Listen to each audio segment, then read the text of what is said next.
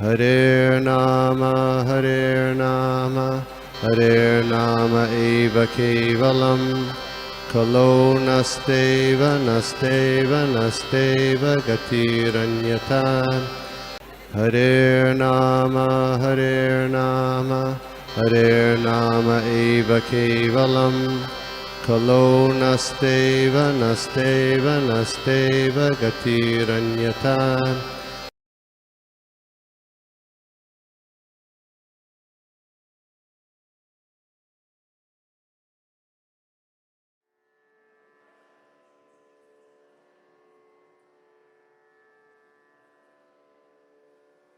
हरे Krishna.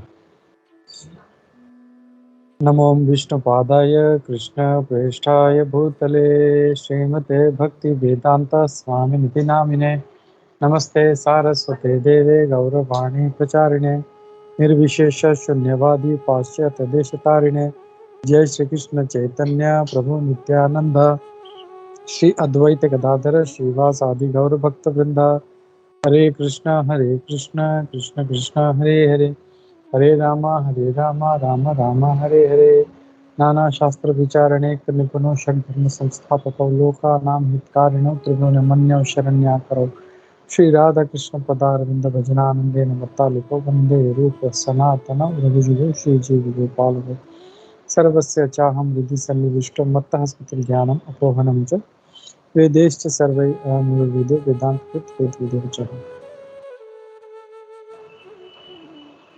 Hare Krishna.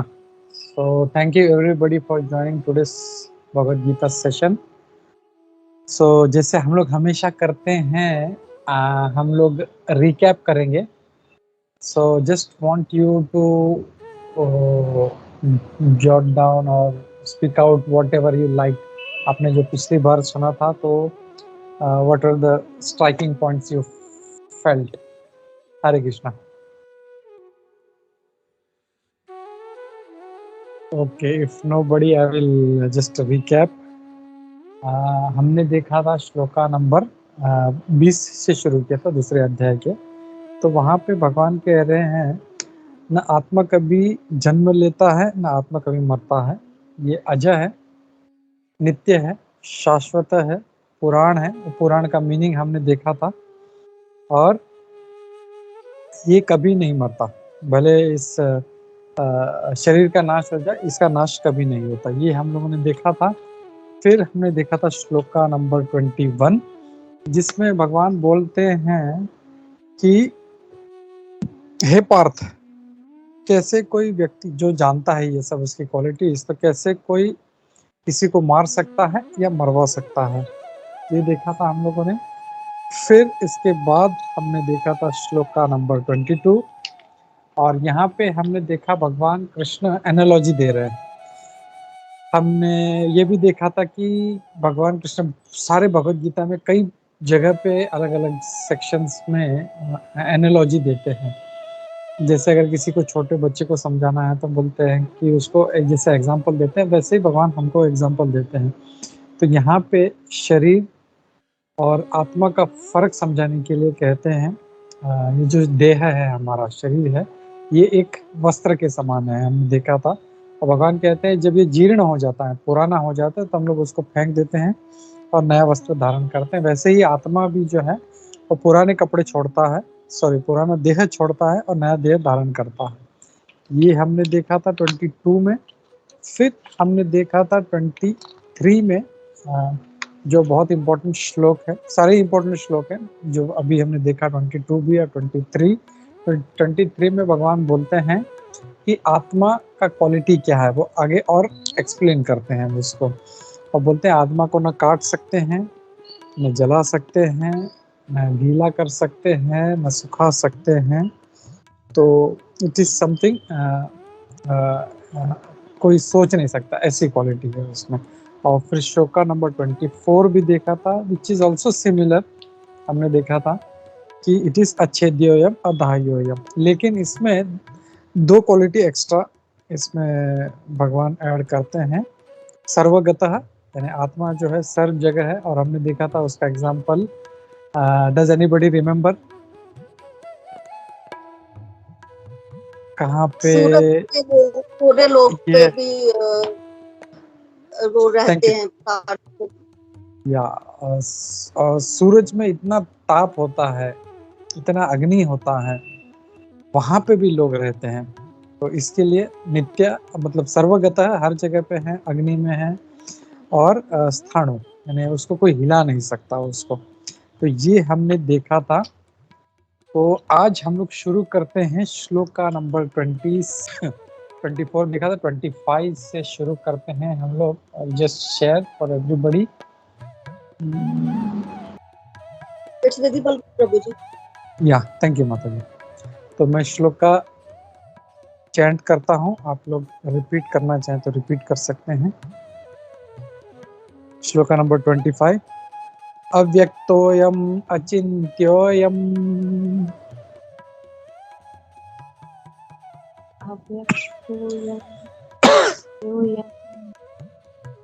आके किसी को डिफिकल्ट लग रहा है तो मैं इसको ब्रेक करता हूँ। अव्यक्तोऽयम्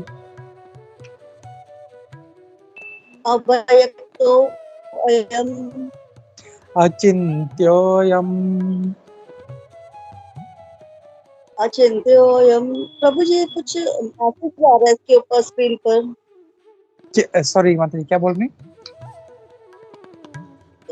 श्लोक के ऊपर कुछ मैसेज डिस्प्ले हो रहा है, वो हाँ, वो मेरा नजर नहीं स्क्रीन मैंने शेयर किया है ना मेरा मोबाइल पे, तो कुछ ना कुछ बीच बीच में मैसेज आते रहते हैं। Sorry for that. वो व्हाट्सएप है या कुछ एसएमएस वगैरह आते हैं, तो सॉरी फॉर दैट। या मैं फिर से बोलता हूँ। हाँ ये हट सकता है क्योंकि अब थैंक यू अब। हाँ ओके। अव्यक्तोऽयम् अव्यक्तोऽयम् अचिन्त्योऽयम् अचिन्त्योऽयम् अविकार्योऽयमुच्यते अविकार्योऽयम् अच्युते। तस्माद् एवं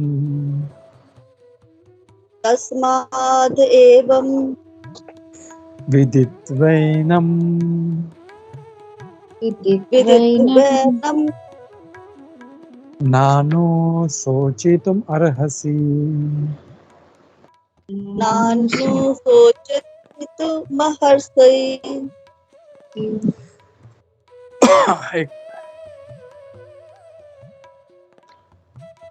मैं फिर से वह पूरा श्लोक बोलता हूँ। अव्यक्तोऽयम् अचिन्त्योऽयम् अविकार्योऽयम् उच्यते तस्मादेवं विदित्वैनं नानु शोचितुमर्हसि। तो इसका हम लोग मीनिंग्स देखते हैं, तात्पर्य और अनुवाद श्रील प्रभुपाद द्वारा। तो यहाँ पे भगवान क्या कह रहे हैं? It is said that soul is invisible, inconceivable and immutable. Knowing this you should not grieve for the body. तो यहाँ पे भगवान क्या कह रहे हैं? पार्थ, ये जो आत्मा है ये अव्यक्त है, यानी दिखाई नहीं देता। और हमने इसका इसका डायमेंशन भी हमने देखा था कितना छोटा है। फिर इनकंसीवेबल, अचिंत्य, मतलब हमारी हम लोग जो सोच सकते हैं अचिंत्य चीज है ये, इसको कोई इसके बारे में सोच नहीं सकता कि इतना छोटा कैसे हो सकता है, या किसी भी अस्त्र शस्त्र से मारा नहीं जा सकता, ऐसे कैसे हो सकता है। हम लोग तो जानते हैं कि कोई शूट कर देगा तो आदमी मर जाता है, लेकिन आत्मा को कितना भी गोली मारो, उसके ऊपर बॉम्ब डालो, न्यूक्लियर बॉम्ब डालो, उसको कुछ नहीं होगा। तो विच इज इनकंसीवेबल, हमारी सोच के परे हैं। विच इज अव्यक्तोऽयम् अचिन्त्योऽयम् और अविकार्योऽयम्। अविकार यानी इसमें कोई विकार नहीं आता, इसमें कोई विकार यानी कोई चेंजेस नहीं आते इसमें। तो ये कुछ इंपॉर्टेंट वर्ड्स हैं, हम लोग इसके ऊपर डेलिब्रेट करेंगे आगे। तो भगवान ऐसा क्यों कह रहे हैं? वो कहते हैं कि ये 3 क्वालिटीज की वजह से ये तुम जान लो इसको अच्छी तरह से, और इसके लिए ये आत्मा है, तो इसके लिए तुम्हें, शरीर के लिए तुम्हें दुख करने की जरूरत, नानु सोचितुम अर्हसि, मतलब शरीर के लिए तुम कुछ भी इसके लिए दुख मत करो। तो प्रभुपाद जी परपट में बहुत अच्छा समझाते हैं आगे। एक मिनट। प्रभुपाद जी तो प्रभुपाद जी कह रहे हैं कि जैसे प्रभुपाद जी तात्पर्य में शुरू करते हैं कि आत्मा का जो डायमेंशन क्या हमने देखा था इज सो माइन्यूट, मतलब बाल का जो अग्रभाग होता है, टिप ऑफ द हेयर, उसका 10,000 भाग करें, विच इज इम्पॉसिबल, हम लोग सोच भी नहीं सकते हैं, उतना छोटा है। तो प्रभुपाद जी बोलते हैं कि वहां से शुरू करते हैं, इट इज अचिंत्य है, हम लोग उसको, मतलब छोटा तो है ही, मतलब इनविजिबल तो है ही, लेकिन अचिंत्य भी है ये। और इसको कैसे कोई माने, मतलब यहाँ पे प्रभुपाद जी नेक्स्ट पैराग्राफ में शुरुआत करते हैं कि हम जो देखते नहीं उसको माने कैसे। कोई कह रहे आत्मा तो होता नहीं, बोला मुझे कैसे पता, मैं तो देखा नहीं कभी, मैंने उसके ऊपर कोई साइंटिफिक एक्सपेरिमेंट नहीं किया है, ना ही उसका कोई प्रूफ है, ना ही उसका कोई ऑब्जर्वेशन है, तो how why should I believe it. तो उसके लिए प्रभुपाद जी बहुत अच्छा एग्जांपल देते हैं यहाँ पे। वो कहते हैं कि जो खास तौर से जो नास्तिक लोग, they want some kind of proof, किसी न किसी प्रकार से उनको एक्सपेरिमेंट चाहिए होता है, ऑब्जर्वेशन चाहिए होता है, उनको कुछ ऐसा प्रूफ चाहिए होता है, तभी वो बिलीव करते हैं, स्पेशली साइंटिस्ट लोग। वो नहीं है तो दे डोंट बिलीव इट। तो प्रभुपाद जी कहते हैं कि आत्मा ऐसा चीज है जो हमारे मनुष्य के इंद्रियों के परे है, we cannot even think of it, we cannot even see it. लेकिन ऐसे चीज को हम कैसे समझे, तो प्रभुपाद जी बहुत एक छोटा सा अच्छा उदाहरण देते हैं। बोलते हैं कि वो बोलते हैं कि अगर कोई व्यक्ति ये कहे कि ये मेरे पिताजी है, तो कोई उसको चैलेंज कर सकता है, तुम्हारे पास क्या प्रूफ है, व्हाट इज द प्रूफ कि यही तुम्हारे पिताजी। प्रभुपाद जी बोलते हैं ऐसा कोई प्रूफ नहीं है, खाली एक प्रूफ है, दैट इज हिज मदर। वो माता जब कहती है कि हाँ बेटा यही तुम्हारे पिताजी, दैट इज इनफ। तो उसमें उसको साइंटिफिक एक्सपेरिमेंट करने का जरूरत नहीं है, डीएनए टेस्ट करने का जरूरत नहीं, कुछ नहीं, जस्ट दैट वन वर्ड। तो प्रभुपाद यही कहते हैं कि दैट सुप्रीम सोल, यानी जो परमात्मा है या भगवान कृष्ण है, ये हमारे पिता हैं, और जो शास्त्र हैं, ये जो श्रुतियां हैं, ये हमारी माता है। तो हमें उनसे पूछना है। तो वो जब शास्त्र में कहा गया है कि ही इज योर फादर, तो just we have to believe it. उसको कहते हैं शब्द प्रमाण। तो जस्ट हम लोग उसको सुन के हम लोग वी शुड एक्सेप्ट इट। और ऐसा नहीं है कोई ये बोल सकता है कि चलो ठीक है, आगे फर्दर ही आर्ग्यूज कि क्या पता ये मतलब शास्त्र किसने लिखे हैं, ये तो वेद व्यास जी को कुछ टाइम पास करना था इसने उन्हें लिखे हैं, ऐसी बात है, या तो जस्ट किसी ने मतलब उसको मैनिपुलेट किया है। नहीं, ऐसा कोई बात नहीं है। जैसे जो दूसरे धर्म के लोग हैं, जिसमें धर्म के पंथी हैं, वो कैसे अपने शास्त्रों को कट्टर, मतलब उनके खिलाफ कोई अगर बोल दे तो गला काटने के लिए आ जाते हैं। लेकिन हिंदू को कोई बोल दे तुम्हारा भगवान कृष्ण नहीं है, या तुम्हारे शास्त्र में ये गलत लिखा है, ही करके, मतलब very foolishly, it's a very sad thing, क्योंकि उसको पता ही नहीं है पहली बात। So he is not able to argue. पता तो दूसरों को भी नहीं होता, but they are very religious, हमारे धर्म के बारे में कुछ नहीं बोलना। लेकिन हम लोग ऐसा नहीं करते, बिकॉज वी से वी आर, हम लोग को चल जाएगा हम लोग, बट दैट इज रॉन्ग। जब शास्त्र में कहा गया है ये बात है, तो we should seriously accept it, और पूरा वो फेथ होना चाहिए कि या जो शास्त्र में कहा गया वो सत्य है।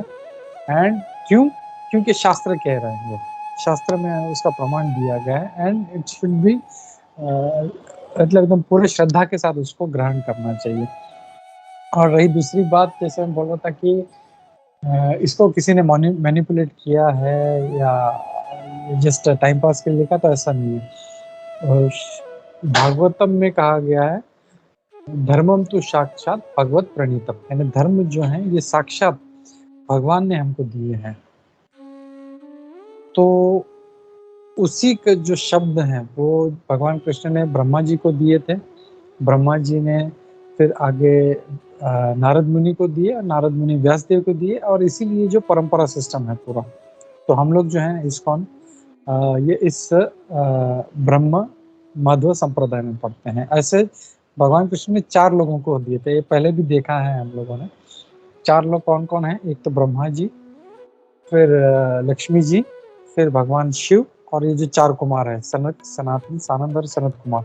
तो इन चारों को ये ज्ञान मिला था, और सब अपने ऑथराइज्ड परंपरा, जैसे हम लोग बोलते हैं किसी को ऑक्सफोर्ड यूनिवर्सिटी से ज्ञान लेना चाहिए, तो दैट इज ओके, हमको पता है नामचीन यूनिवर्सिटी। तो वैसे ये स्पिरिचुअल नॉलेज के लिए ये 4 नामचीन ऑथराइज्ड यूनिवर्सिटीज है, और हमको इनसे ही ज्ञान लेना है। तो यहाँ पे प्रभुपाद जी इस बात पे जोर दे रहे हैं कि we have to strictly adhere to the scriptures, और वो जो कहें we have to believe it with strong faith, क्योंकि उसमें कुछ भी मैनिपुलेटेड नहीं है। बस यही है कि हम लोग उसको समझ नहीं पाते, और वो समझने के लिए फिर हम लोग गुरु के पास जाते हैं, या जो ऋषि मुनि हैं उनके पास जाते हैं। जैसे हम लोग भगवत गीता पढ़ते हैं, भागवतम पढ़ते हैं, वी ट्राई टू अंडरस्टैंड कि ये ऐसा क्यों है। अब जैसे दूसरे लोग करते हैं रिलीजियसली, कुरान पढ़ना है तो पढ़ना है, बाइबल पढ़ना है तो पढ़ना है, लेकिन आप किसी हिंदू को पूछो पिछले कितने सालों में उन्होंने भगवत गीता को हाथ भी लगाया है, पढ़ने की तो बात दो, आपने लास्ट भगवत गीता को हाथ कब लगाया था? तो कोई बोलेंगे यार मेरे पास तो पढ़ी है, मैं 10 साल पहले लाया था, और एज इट इज पढ़ी हुई है। तो ये नहीं होना चाहिए, we have to take it seriously, हमको पढ़ना है। और क्यों पढ़ना है हम लोग को? सब लोग बोलते हैं मैं तो बिजी हूँ, मुझे टाइम नहीं है, मैं ऑफिस जाना है मुझे, या मुझे इतना काम है, भी बच्चों को संभालना है। But human life is not only for that. हमको मनुष्य जो देह मिला है that is for some particular purpose, to know God. बाकी चीजें तो जो है हर कोई करता है, जैसे शास्त्र में कहा गया आहार, निद्रा, भय और मैथुन, ये 4 चीजें हर कोई करता है। ये तो मनुष्य को क्या चीज है जो अलग बनाती है, दैट इज उसमें कहा गया आहार, निद्रा, भय, मैथुन सामान्य मेतद पशु भी नराणाम धर्मो ही तेषाम अधिको विशेषो धर्मेण हीनो पशु भी समान। यानी अगर हम लोग भी वही आहार, निद्रा, भय, मैथुन कर रहे हैं तो we are also as good as animals. उनमें और हमारे में कोई फर्क नहीं है, we are also as good as animals. लेकिन क्या चीज है वो एनिमल्स को और मनुष्य को अलग बनाती है, दैट इज धर्मो ही तेषाम अधिको विशेष। धर्म है जो हमको उससे अलग बनाता है। और हम लोग जैसे कभी बाहर जाए हम लोग, तो कोई रोड पे कोई कुत्ता बिल्ली मिल जाए, अरे चलो मैं आपको भागवतम सुनाता हूँ, भगवत गीता सुनाता हूँ, या चलो मेरे साथ मंदिर चलो, तो नहीं आएगा वो, क्योंकि उसको इतना वो कॉन्शियसनेस नहीं है। बट मनुष्य को वो चेतना दी है, and he has to use that. तो human life is not only for earning money, maintaining wife and family, that is not the only purpose. वो करना चाहिए, ऐसा नहीं है, लेकिन that is not the only purpose. We have to perceive the higher goal, और उसके लिए शास्त्र पढ़ना बहुत जरूरी है। और हम लोग जो है अगर नहीं पढ़ेंगे तो हम लोग ये ज्ञान हमारे बच्चों को कैसे पास ऑन कराएंगे? जैसे हमारे पिताजी ने हमें कुछ नहीं बताया था, हमको पता नहीं, तो वही जो फिल्मी जो ज्ञान है कि कृष्णा सीरियल में इसने ये किया था, ऐसे राधा रानी के साथ यहाँ गया था, रासलीला किया, वही जो है मतलब ऑफेंसिव जो नॉलेज है वो हम लोग पास ऑन करेंगे। और इसीलिए आज हमारा धर्म का जो क्षय हो रहा है वो इसीलिए हो रहा है। So we have to take it seriously and we have to follow this. और वही प्रभुपाद जी इस सेकंड पैराग्राफ में बोल रहे हैं कि we have to have faith in scriptures and we have to believe. और जैसे उदाहरण दे रहे हैं कि पिता कौन है ये सिर्फ माता बता सकती है, वैसे भगवान कौन है, क्या है, हमारा मनुष्य धर्म क्या है, it is only could be understood from scriptures. तो ये बोलते हैं। फिर बहुत अच्छा एक पॉइंट प्रभुपाद जी यहाँ पे उठाते हैं कि आत्मा में कोई चेंज नहीं है, जो अविकार मतलब इनविजिबल है वो तो देख लिया, अचिंत्य है, हमारे सोच के परे हैं, और अविकार यानी इसमें कोई विकार नहीं। तो हम लोगों ने देखा था लास्ट टाइम कुछ क्लासेस पहले कि हमारा जो शरीर है उसमें चेंजेस आते हैं। There are 6 type of changes. किसी को याद है? Does anybody remember that? कोई भी मटेरियल वस्तु, चाहे पशु पक्षी हो, पेड़ पौधे हो, वृक्ष हो, there are 6 kind of changes. It's very important, आप लोग को ये याद भी रखना चाहिए या समझना चाहिए, then you will understand the difference between आत्मा एंड बॉडी।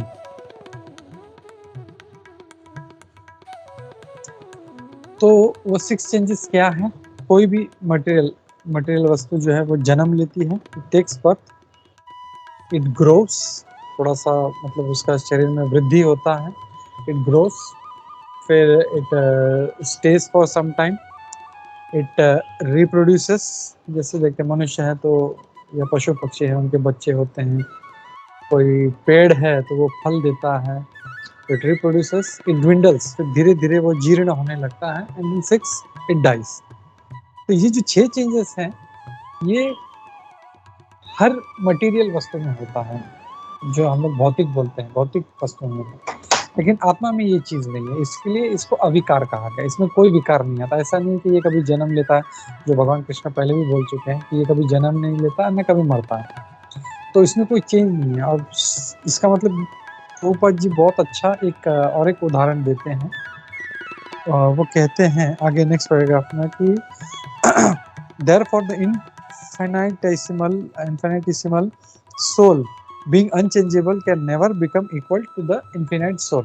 तो हमने देखा था 2 प्रकार के सोल, एक है हम लोग जीवात्मा और दूसरा है परमात्मा। और वो भी एग्जांपल देखा था कि आत्मा जो है वो छोटा सा, it's like an few milligrams of gold या फ्यू ग्राम्स ऑफ गोल्ड जो हम लोग कान में या अंगूठी में पहनते हैं। बट द गोल्ड माइन, जो गोल्ड माइन होता है वो कई हजार टन होता है। क्वालिटी सेम ही है, बोथ आर गोल्ड, लेकिन क्वांटिटी में बहुत फर्क है। सो वैसे ही आत्मा है हम लोग और परमात्मा है। तो ये जो बहुत से लोग सोचते हैं कि हम लोग एक प्रकार के जो भक्त होते हैं जो निराकार को मानते हैं, ये हमने पहले भी शायद देखा है। तो 2 प्रकार के भक्त हैं, एक जो निराकार को मानते हैं, जो भगवान के रूप को नहीं मानते, doesn't believe in the form, and second is सकारवादी होते हैं, जो भगवान के रूप को मानते हैं। तो निराकार वाले जो हैं, जो इम्पर्सनिस्ट, वो हमेशा बोलते हैं कि अभी हम लोग भगवान से अलग हो गए हैं, हम लोग कुछ टाइम यहाँ रहेंगे, अपना कार्य करेंगे, भक्ति करेंगे, और फिर हम लोग फिर भगवान में जाके हम लोग मिल जाएंगे हम लोग, और हम लोग भगवान बन जाएंगे। So this is the point which is Prabhupada trying to say कि ऐसा कभी नहीं हो सकता, बिकॉज उसमें विकार नहीं होता।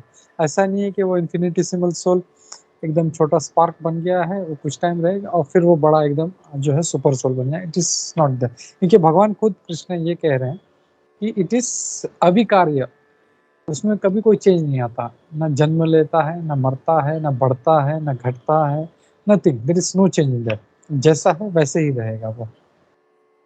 तो एक महाराज का लेक्चर में सुना था, एक हमारे राधा गोविंद महाराज है, बहुत अच्छा वो प्रवचन करते हैं श्रीमद् भागवतम पे। तो वो कह रहे थे कि बहुत से लोग ऐसे मतलब मजाक उड़ा रहे थे, बोल रहे थे कि बहुत से लोग बोलते हैं ज्योति में ज्योति समा गई, तो जो थे वो भगवान में मिल गया और भगवान बन गया। तो ऐसा नहीं है, ऐसा कभी नहीं हो सकता कि कोई जो जीवात्मा है वो परमात्मा बन जाएगा। और इसीलिए जो कंसेप्ट है कि हम भगवान बन जाएंगे, दैट इज रॉन्ग। वो मेंटेलिटी ही गलत है कि मुझे भगवान बनना है। हम लोग जो है हमेशा चैतन्य महाप्रभु ने कहा है, हम लोग भगवान के नित्य शाश्वत दास हैं। जीवेर स्वरूप है कृष्णेर नित्य दास, हम भगवान के दास हैं। हम उनकी जो है अलग अलग भाव से, हम लोग बाद में देखेंगे वो अलग अलग प्रकार के 5 रस है जिसमें जीव जो है भगवान की सेवा करता है। वो जब टॉपिक आएगा तब लेंगे हम लोग। तो उसमें वो सेवा करता है, हम लोग भगवान की सेवा करते हैं, हम लोग भगवान बनने की कोशिश नहीं।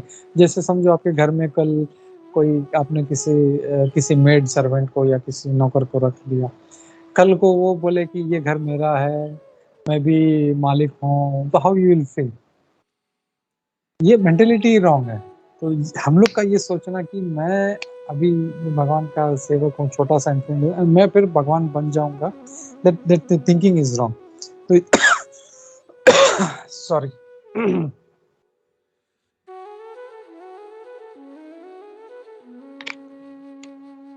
तो ये पॉइंट जो है प्रभुपाद यहाँ पे हाईलाइट कर रहे हैं। और फिर आगे कहते हैं, उनका एक लेक्चर था प्रभुपाद जी का, उसमें वो कहते हैं कि बहुत से साइंटिस्ट लोग ये सोचते हैं कि जो जो भी शरीर है ये केमिकल से बना हुआ है, तो सोल वगैरह नहीं मानते साइंटिस्ट लोग, वो बोलते हैं just it's a combination of chemicals. तो प्रभुपाद जी इनको कई बार चैलेंज करते हैं, बोला सोल होता है, वो बोलते हैं नहीं सोल है ही नहीं कुछ, it's just a combination of chemical. तो प्रभुपाद जी बोलते हैं ठीक है, I will give this chemicals, आप इसको कंबाइन करके मुझे एक कॉन्शियस लिविंग बीइंग बना के दिखाओ। तो वहां पे वो एकदम परास्त हो जाते थे, बोलते हैं मतलब कुछ जवाब नहीं दे पाते थे। तो ये पॉइंट यहाँ पे वो कहते हैं। और इसीलिए जो है सोल एक तो इनविजिबल है, अव्यक्त है, इनविजिबल है और अविकार है, इसमें कभी कोई चेंज नहीं आ सकता, so never going to happen that. फिर या ओके, तो ये पॉइंट है इस श्लोक में। तो हम लोग अगला श्लोक लेते हैं, 26 में जाते हैं हम लोग, श्लोक नंबर 26। क्या तो मैं श्लोक पढ़ता हूँ, कोई रिपीट करना चाहे तो कर सकता है। अथ चैनम नित्यजातम अथ चैनं नित्यजातं नित्यं वा मन्यसे मृतम् नित्यं वा मन्यसे मृतं तथापि त्वं महाबाहो तथा त्वं महाबाहो नैनं शोचितुम् अर्हसि। नैनं शोचितुम् अर्हसि। तो इसका मीनिंग्स देखते हैं, इसका ट्रांसलेशन। तो यहाँ पे भगवान क्या कह रहे हैं, if however you think that the soul will always be born or die forever, you still have no reason to lament, O mighty armed Arjuna। हे महाबाहो, अगर यद्यपि तुम्हें ऐसा लगता है कि ये आत्मा हमेशा जन्म लेता है और हमेशा मरता है, तो भी तुम्हें दुख करने की कोई जरूरत नहीं है। तो पहले भगवान ने क्या कहा 25 में कि आत्मा कभी न मरता है न कभी जन्म लेता है, इसके लिए तुम्हें चिंता करनी है। मतलब तुमने अगर शरीर को मार भी दिया तो आत्मा अमर है। और फिर यहाँ पे वापस कॉर्नर कर रहे हैं, यहाँ पे वो कह रहे हैं अगर यद्यपि तुम्हें ऐसा लगता है कि आत्मा हमेशा मरता है, आत्मा हमेशा जन्म लेता है, तो भी चिंता करनी है, क्योंकि तुम मार दोगे तो फिर वो जन्म लेने वाला है, और जो जन्म लिया है वो तो मरने ही वाला है, वो हम लोग आगे देखेंगे। तो दिस इज जैसे एक हमारे एक बहुत अच्छे वैष्णव हैं चैतन्य चरण प्रभु, वो बहुत अच्छा उदाहरण देते हैं। वो कहते हैं कि जैसे कोई छोटा बच्चा है, वो इज ऑलवेज मिस्चीवियस, उसको पढ़ाई नहीं करना है उसको, तो उसको हर तरह से मतलब कॉर्नर करके तो उसको पढ़ाई करने के लिए मतलब लोग उसको प्रयास करते हैं। उसको जब खेलने चाहता है, पढ़ाई नहीं करना है, तो बोलता है अरे बेटा चल ठीक है, तेरे को खेलना है तो जा खेलने, लेकिन एक बात बता मेरे को, तो पढ़ाई नहीं करेगा तो क्या होगा, तेरे पास मतलब तो ऐसे ही बड़ा होगा, तेरे पास ना डिग्री होगी ना कुछ होगा, तो जब बड़ा हो जाएगा तो फिर तेरे पास कोई नौकरी नहीं मिलेगी, जब नौकरी नहीं मिलेगी तो क्या करेगा, तेरे पास पैसे नहीं होंगे, पैसे नहीं होगा तो क्या बोला, फिर तू बोले जो तेरे पास कुछ भी नहीं है, तो तुझे ऐश करना है, तो खेलना है, मजा करना है, तो तू बाद में कर ले, अभी तो पढ़ाई कर। तो यहाँ पे सिमिलरली भगवान जो है दोनों एस्पेक्ट दे रहे हैं कि वहाँ पे आत्मा कभी मरता नहीं है, और यदि भी ऐसा भी लगता है कि आत्मा हमेशा मरता है, तो भी तुम्हें युद्ध करना है। तो यही बात कह रहे हैं कि even if you think that atma is it always dies and always takes birth, still there is no reason to lament. क्यों? जो आत्मा जो जिसने जन्म लेता है, मतलब अगर तुमने मार भी दिया तो फिर जन्म लेने वाला है, सो उसको उसके लिए तुम्हें शोक करने की क्या जरूरत है। तो यहाँ पे अगर हम लोग देखें पिछले श्लोक में भगवान नानु सोचितुम अर्हसि लास्ट में कहते हैं, और यहाँ पे भी यह कहते हैं नैनम सोचितुम अर्हसि, तो तुम्हें शोक करने का मतलब बार बार भगवान इससे बात करते हैं, तुम्हें दुख क्यों कर रहा था? क्योंकि हमने देखा कि कैसे अर्जुन जो था वो रो रहा था लिटरली, उसके आंखों से मतलब आंसू बह रहे थे, उसका पूरा शरीर जो है कांप रहा था। वो गांडीव जिसके लिए कसम खाया था, अगर कोई इसको कुछ बोल देगा तो मैं उसका वध कर दूंगा, तो वो गांडीव जो उसका इतना प्रिय था वो भी उसके हाथ से छूट रहा है। तो you can see how he was lamenting. तो इसके लिए भगवान कह रहे तुम शोक बिल्कुल मत करो, यू जस्ट स्टार्ट फाइटिंग। तो भगवान हर तरह से जो है उसको रास्ते पे लाने का कोशिश कर रहे हैं। और प्रभुपाद जी फिर आगे बहुत अच्छा पॉइंट देते हैं कि इसमें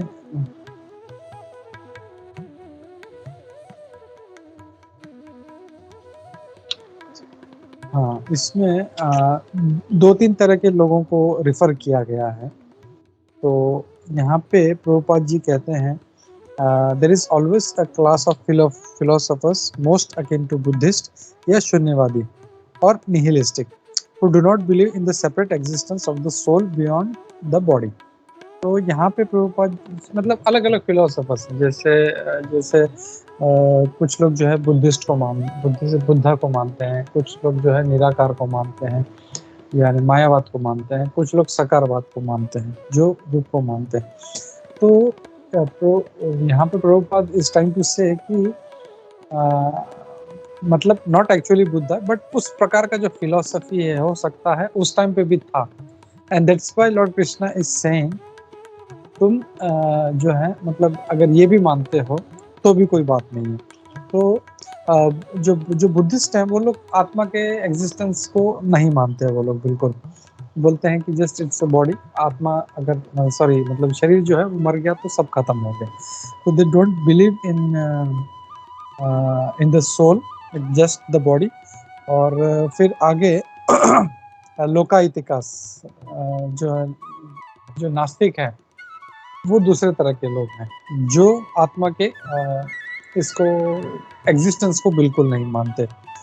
तो वो एक प्रकार के लोग हैं शून्यवादी, लोकाइतिकास और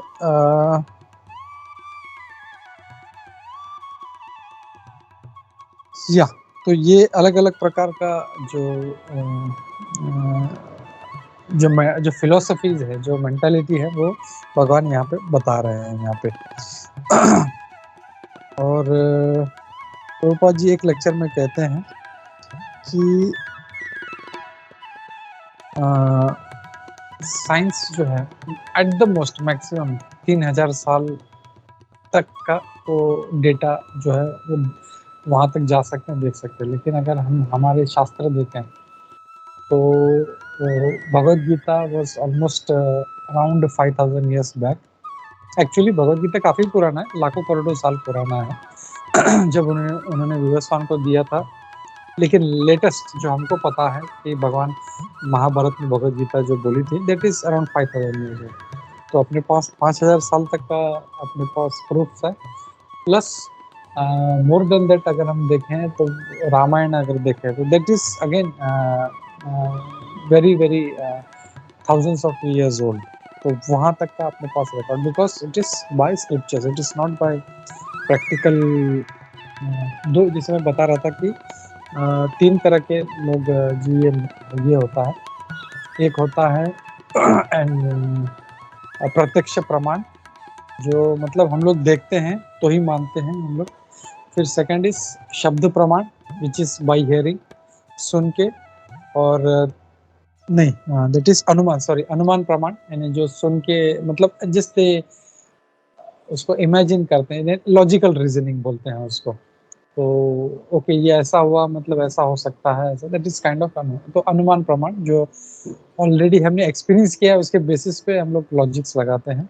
सो शब्द प्रमाण, प्रत्यक्ष प्रमाण, अनुमान प्रमाण एंड शब्द प्रमाण। शब्द प्रमाण यानी बाय स्क्रिप्चर्स।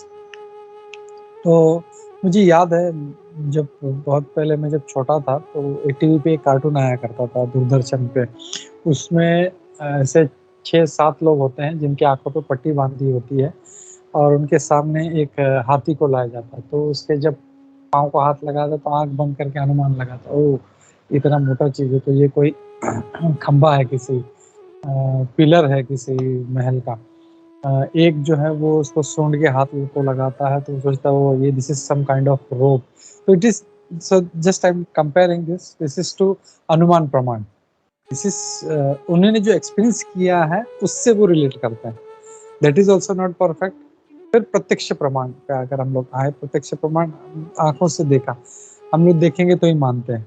लेकिन हम लोग देखें जो लैब में जो जार होता है पानी से भरा हुआ ग्लास जार, उसमें आधा पानी भरे और उसमें एक जो ग्लास रॉड होता है, जब उसमें से रखते हैं तो इफ यू सी, अगर ऐसा है समझो ये मेरा ग्लास जार है, इसमें मैं अगर, तो एट सर्टेन पॉइंट वो यहाँ तक इस एंगल में दिखता है और फिर ग्लास जार में जाने के बाद वो अलग एंगल में दिखता है।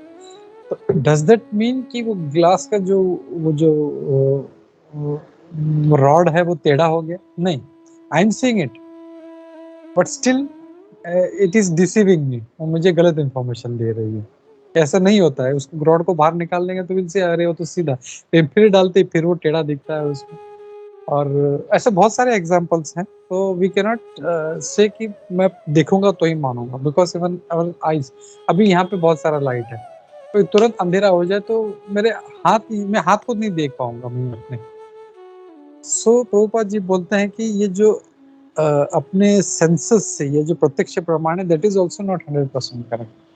तो what is best, Prabhupada ji हमेशा बोलते हैं दैट इज शब्द प्रमाण, यानी जो शास्त्र में कहा गया है उसको हमें मानना चाहिए, दैट इज 100% करेक्ट। और वो हम लोगों ने एग्जाम्पल देखा पिता का, जो माता जो है बोलती है दैट इज शब्द प्रमाण, उसमें कोई प्रूफ नहीं मानता हूँ उसमें।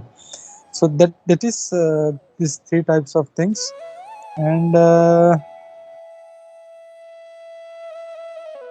तो अपने पास वही है, क्रोनोलॉजिकली पूरा हिस्ट्री हम लोग लाखों करोड़ों साल तक देख सकते हैं। और आज जो पहले साइंस जिसको नकार रहा था, अरे रामायण वगैरह ऐसा कुछ भी नहीं है, सब झूठा है, हमारे इंडिया के ही बहुत सारे, डोंट वांट टू नेम, लेकिन कुछ लोग नेता लोग बोलते थे ये सब गलत है और राम सेतु तुड़वाने के पीछे लगे थे और काफी मतलब हंगामा हो रहा था।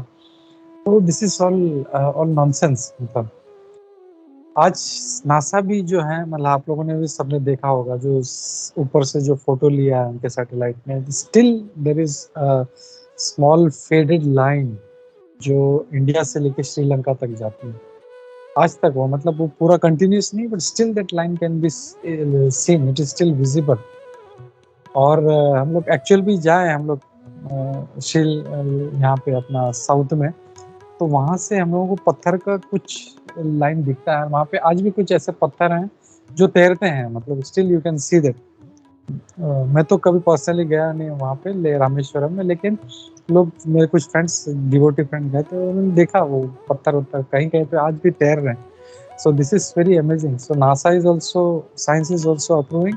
और फिर उन्होंने ये जो भगवान कृष्ण का जो उपस्थिति, हाँ, दैट दे प्रूव्ड और दे गॉटन कि द्वारका जो थी, जो भगवान कृष्ण ने कहा था, एक्चुअल द्वारका अभी जो है उसकी बात नहीं, but the original Dwarka which was जहाँ पे भगवान कृष्ण रहते थे। तो भगवान कृष्ण जब जाने का समय हो गया तो उन्हें कह दिया था, उद्धव यहाँ से सबको निकाल दो क्योंकि मेरा अब समय हो गया, आई एम गोइंग, और मेरे जाते ही ये द्वारका जो है पानी में चली जाएगी, तो सबको निकाल। एंड उस महल के, पैलेस के जो बड़े बड़े पिलर्स हैं या अवशेष हैं, आज तक उनको वहाँ पे मिले। डाइवर्स ने वहाँ पे जो वो देखा है उन्होंने practically. So our scriptures are not just imagination और कई टाइम पास के लिए बुक में लिखा हुआ, it is a scientific fact which we are not able to apprehend. तो ये है। और या तो इस श्लोक के लिए मैं यहाँ पे रुकता हूँ एंड हम लोग और एक श्लोक लेते हैं, श्लोका नंबर 27 मैं शेयर करता हूँ। 27 जातस्य हि ध्रुवो मृत्यु, जातस्य हि ध्रुवो मृत्युर्, ध्रुवं जन्म मृतस्य च, ध्रुवं नत्वं जन्मामृतस्य च तस्मादपरिहार्यर्थे तस्मादपर्यार्यते न त्वं शोचितुमर्हसि। न त्वं शोचितुम् अर्हसि। हरे कृष्णा। मैं एक बार फिर से पढ़ता हूँ। जातस्य हि ध्रुवो मृत्यु ध्रुवं जन्मामृतस्य च तस्मादपरिहार्यर्थे न त्वं शोचितुमर्हसि। हम लोग इसका ट्रांसलेशन देखते हैं, मीनिंग देखते हैं। One who has taken his birth is sure to die, and after death, one is sure to take birth again. Therefore, in the unavoidable discharge of your duty, you should not lament. तो यहाँ पे भगवान क्या कर रहे हैं? जातस्य ही ध्रुवो मृत्यु। जातस्य, ज हमें देखा, ज यानी जन्म लेता है। जो जातस्य ही ध्रुवो, ध्रुवो यानी डेफिनेटली, जिसने जन्म लिया, जातस्य ध्रुवो मृत्यु, उसकी पक्का मृत्यु होने वाली है। और ध्रुवम जन्म मृतस्य, और जिसने जन्म लिया है उसकी मृत्यु होगी, ये भी पक्का है। तो इसलिए हे अर्जुन, तुम्हें शोक करने की कोई जरूरत नहीं। तुम ये सोच रहे हो कि मेरे पिता माँ को मैं मार दूंगा, तो ऐसा नहीं है कि तुम नहीं युद्ध नहीं करोगे, नहीं मारोगे तो वो और 2000 साल तक जीने वाले नहीं। उनका जब समय होगा तो he is going to die. या जो द्रोणाचार्य है या दुर्योधन है, it is they are not eternal, they are not immortal, हमेशा नहीं रहने वाले हैं। They are going to die. और ऐसा नहीं है कि तुम मार दोगे तो बस खत्म हो गया, इसके बाद कोई पितामह नहीं है, कोई द्रोणाचार्य नहीं, वो फिर से जन्म लेंगे। तो जब ऐसा होने ही वाला है तो वाई यू आर लेमेंटिंग, तुम क्यों दुख कर रहे हो? और इसीलिए ये दुख को साइड में रखो एंड यू स्टार्ट फाइटिंग।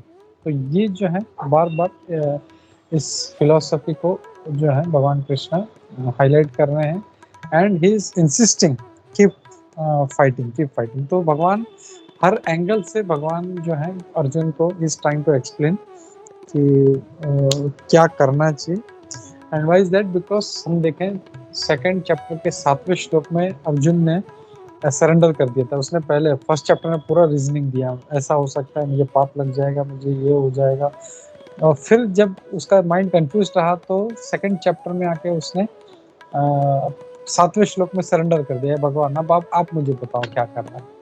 और इसके लिए जो भगवान जो है 11वें श्लोक से जो बोलना शुरू करते हैं, it is going on and I think almost 38 या 39 तक is just giving the characteristics of आत्मा। उसका जो कंफ्यूजन है कि मैं मार दूंगा, वो नहीं है। तो ये यहाँ पे कह रहे हैं। और because that atma is immortal, तो वो शरीर भले मर जाए लेकिन उसको फिर से वो जन्म लेना पड़ेगा। और जिसने जन्म लिया है, ऐसा नहीं कि जन्म ले लिया तो ही इज इमॉर्टल, उसका मृत्यु पक्का होने वाला है। तो प्रभुपाद जी इसमें क्या कहते हैं तात्पर्य में, वो हाईलाइट करते हैं कि अपने कर्मों के हिसाब से one has to take birth according to one's activities of life. तो उसके कर्मों के हिसाब से, अगर हम लोग देखते हैं नॉर्मली किसी का अच्छा कर्म है तो उसको अच्छा फल मिलता है, और किसी का बुरा अगर उसे कर्म है तो उसको बुरा फल मिलता है। एंड अकॉर्डिंगली फिर भगवान जो है उसको वैसा जन्म देते हैं। ऐसा नहीं है सबको एक समान कर दिया है, बुरा काम कर रहा है, चोरी कर रहा है, डाका डाल रहा है, उसको भी अच्छा घर दिया है, एवरीथिंग इज हैप्पी, या जो अच्छा काम कर रहा है उसको भी नहीं। अब सबको अपने अपने कर्मों के हिसाब से मिलने वाला है। तो ये कहते हैं। और उसका जब वो टर्म उसको दिया हुआ है, जैसे प्रभुपाद जी हमेशा का उदाहरण देते हैं कि कोई आदमी किसी जगह पर वो कॉन्ट्रैक्ट साइन करता है रहने के लिए, कहीं घर टेनेंसी पे लेता है, तो ही हैज पर्टिकुलर ड्यूरेशन। तो उससे पहले वो वहाँ से निकल नहीं सकता और उसके बाद वो चाहे तो वहाँ पे रह नहीं सकता। तो this is what Prabhupada is saying कि उसका जो टर्म है, जैसे हमारा मतलब हम लोग हमेशा आचार्य लोग हमारे बोलते हैं कि बहुत से वैष्णव बोलते हैं कि हर किसी का एक, जैसे मटेरियल हम लोग मॉल में जाते हैं कुछ लेने के लिए, तो उसका प्रोडक्शन डेट है, उसका एक्सपायरी डेट है। तो वैसे ही हमारा भी जो है प्रोडक्शन डेट हमको पता है, हमारा बर्थ डेट भी हमारा प्रोडक्शन, बस ये है कि हमको हमारा एक्सपायरी डेट पता नहीं, बट इसका मतलब ये नहीं कि है नहीं, वो एक्सपायरी डेट है। और यही भगवान बोल रहे हैं ध्रुवम जन्म मृतस्य च, वो जाने ही वाला है। और इसीलिए ये युद्ध करना या अपना कार्य करना मत छोड़ो, ये हम भगवान कृष्ण यहाँ पे बोल रहे हैं। वायलेंस जो है वो क्षत्रिय का काम है, उसको अपने धर्म की रक्षा करने के लिए करना चाहिए। एंड इसका मतलब ये नहीं है कि उसको वो लाइसेंस मिल गया है, जैसे वो James Bond license to kill, वैसे नहीं है। They are not suppose to kill anybody. हाँ, अगर धर्म का रक्षा करना है तो फिर वो कोई भी हो, फिर जो है क्षत्रिय ये नहीं देखता कि ये कौन से वर्ण का है, ये कौन से आश्रम का है। अगर धर्म का रक्षा करना है तो he will do that. And उसका सिर्फ यही काम था। आजकल के जो क्षत्रिय हैं, जो जस्ट फॉर नेम से क्षत्रिय हैं, वो बोलते हैं हम क्षत्रिय हैं, लेकिन सब गलत काम कर रहे हैं। So that is not true. तो ये यहाँ पे मैं रुकता हूँ इस मैसेज के साथ। और जस्ट टू समराइज, हमने क्या देखा आज? हम लोगों ने देखा कि आत्मा का जो क्वालिटी है वो अविकार है, उसमें चेंजेस नहीं हो सकता। Minute spark of soul can not become God, and God फिर बाद में वापस हो छोटा infinite, that can never happen, which is define the impersonalist philosophy, यानी जो निराकारवाद है उसको डिफाई करता है, वो हम लोगों ने देखा। और फिर उसके बाद हमने देखा कि यद्यपि तुम्हें लगता है कि हमेशा जन्म लेगा, हमेशा मरेगा, तो भी तुम युद्ध करो, ये कहा। और फिर आगे कहते हैं कि जो जन्म लिया है वो पक्का उसका मृत्यु होगा, जो जिसका मृत्यु होगा पक्का वो फिर से जन्म लेगा। इसके लिए you don't get deviated from your fight. तो इसके साथ मैं रुकता हूँ। आई एम श्योर आप लोगों को कोई क्वेश्चंस होगा, कुछ है तो हम लोग उसको लेते हैं। हरे कृष्णा।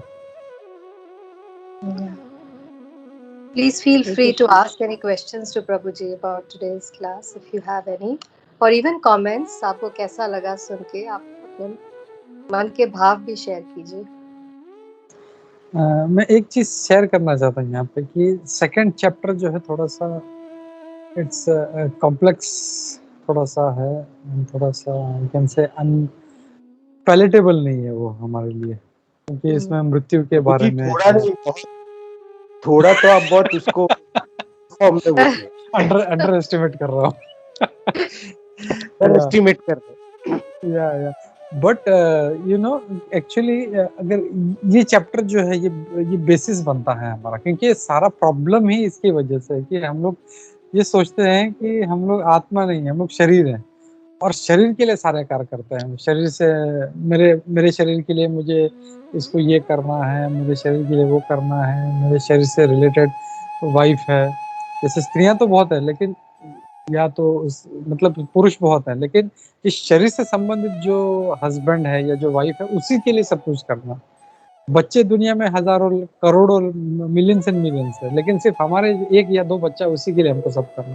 तो ये जो बॉडी कॉन्शियसनेस है उसको बराबर हैमरिंग करते हैं भगवान कृष्ण इसमें, and it's very difficult and unpalatable. लेकिन इसको हम लोग को ये बेसिक अगर हम लोग समझ जाएंगे, देन इट जो स्पिरिचुअल जो नॉलेज है it becomes very easy to understand, क्योंकि सारा जो मिसकंसेप्शन है वही हमारा टूट जाता है यहाँ पे।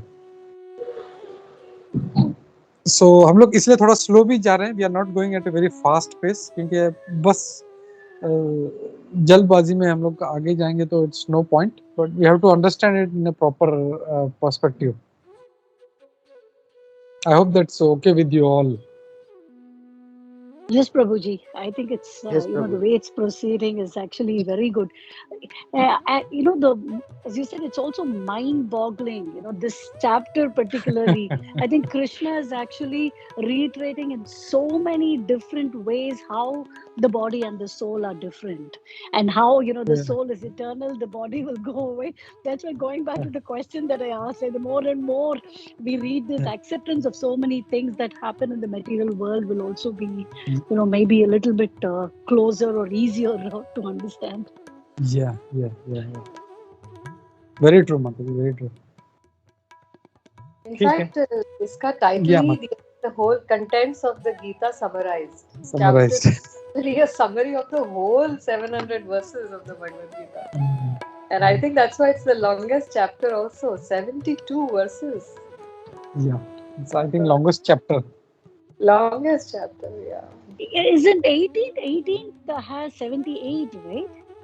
Yeah, approximate, yeah, around same. But this is you can say like The crux and the summary. yeah. Okay. 18th talks more of like other like bhakti part, but this one is Okay. like basic. You can say it's combination of everything, Okay. but majority section speaks of body and soul, the difference between body and soul. Okay. So thank you everybody, and especially I want to thank Anushka. She has joined today. So thank you for that, and thank you all. Thank you so much for having me. Hare Krishna. How did you like, Anushka, today's session? I think Is it in this chapter, everything seems to be a repetition, but also different at the same time. It's a little confusing, but it serves the same message. So I think I like it. Yeah, you know, actually, Acharyas explain like Krishna again and again is saying the same thing. Why he's doing this? Because he wants to impress this philosophy into our minds. Because it is very difficult. हम लोग किसी को मतलब कितना भी समझा रहे, but he is not going to accept it. But that's why Krishna keeps repeating. जैसे है ना, हरे नाम एव केवलम. So only Shastras, when there is some importance, he keeps repeating Hare Naam. When somebody says no, तब जाके उसका importance है, भाई ये नहीं करना है ये. So similarly, this difference of body and soul, Krishna in different ways he is putting either this way or either this way, or left from right, from top from bottom. This is the point you have to understand. So that's what Lord Krishna is doing here, and I think that's the basis of this second chapter. Thank you, Anushka. Hare Krishna. Hare Krishna. Thank you. Okay, thank you everybody. तो हम लोग रुकते हैं आज के लिए हैं, और नेक्स्ट वीक में मिलते हैं हम लोग फॉर भगवद गीता सेशन.